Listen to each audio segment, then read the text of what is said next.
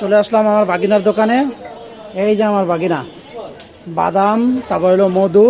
বাগিনা কি কি বিক্রি করো? বাদাম আছে, মধু আছে, অরিজিনাল ঘি আছে, সরিষার তেল আছে, নিজেদের ভাঙানো, অনেক কিছু আইটেম আছে। আচ্ছা, অনেক আইটেম আছে তাই না? তো সামনে তো রমজান, রমজান উপলক্ষে কি আনছো? খেজুর। কি কি খেজুর আনছো দেখি বলো। এটা আপনার দাপাস। এটা কি? দাপাস দাপাস না? 550 করে চলতেছে।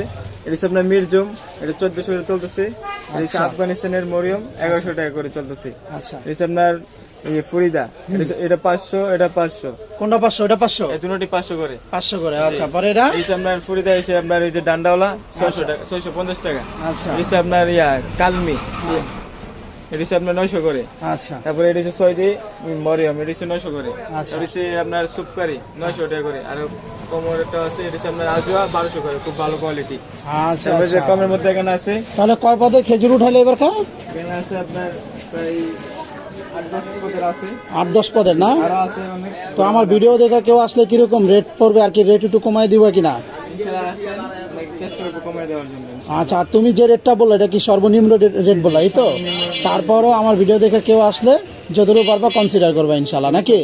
তো আলহামদুলিল্লাহ, খেজুরের দাম কি আগের তুলনায় কি কম না বেশি?